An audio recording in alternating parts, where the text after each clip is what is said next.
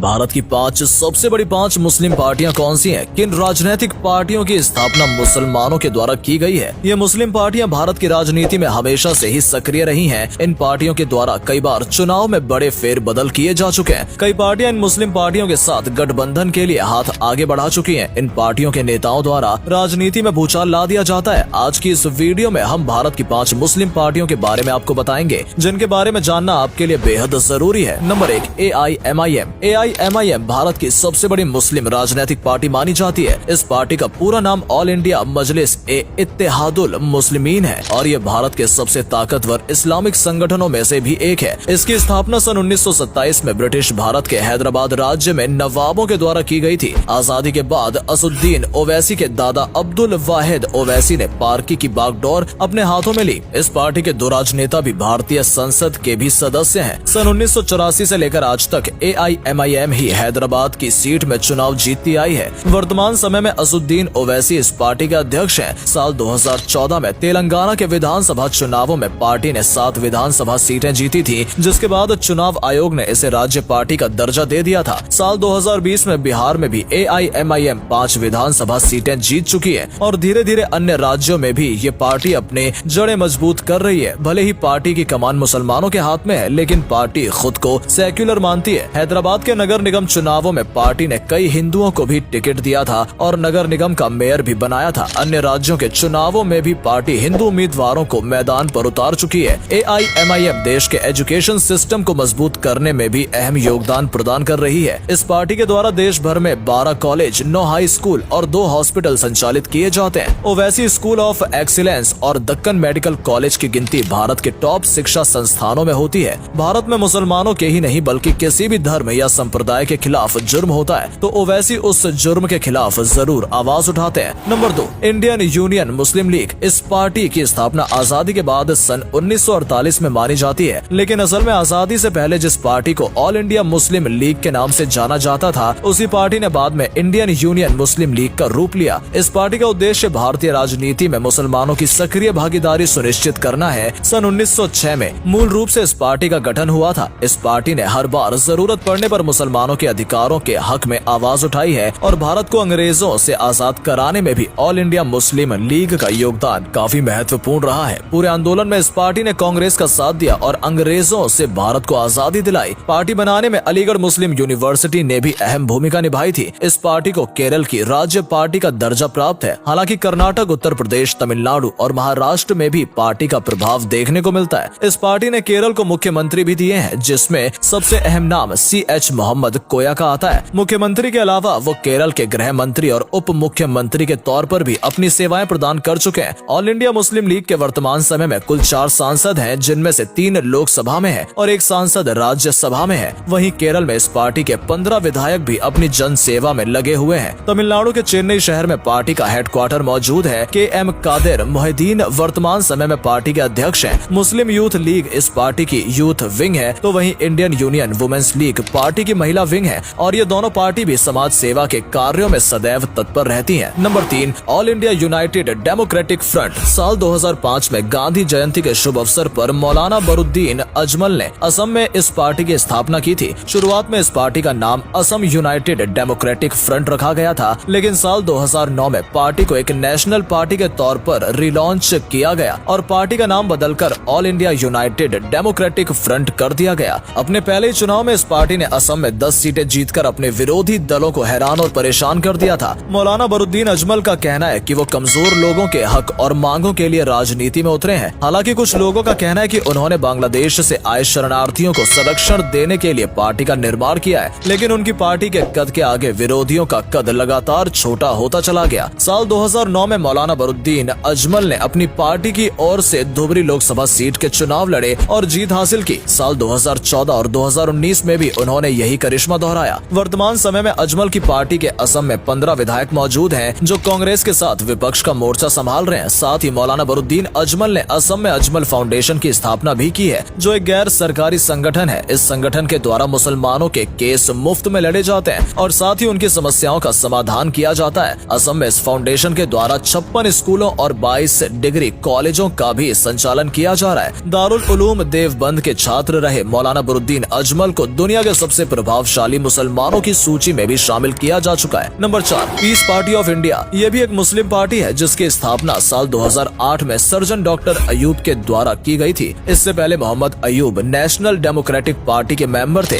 इस पार्टी ने साल 2012 में उत्तर प्रदेश में अपना पहला चुनाव लड़ा था और पहले ही चुनाव में 4 सीटों पर जीत दर्ज की थी। उत्तर प्रदेश जैसे सूबे में 4 सीटें जीतना किसी भी नई पार्टी के लिए आसान बात नहीं।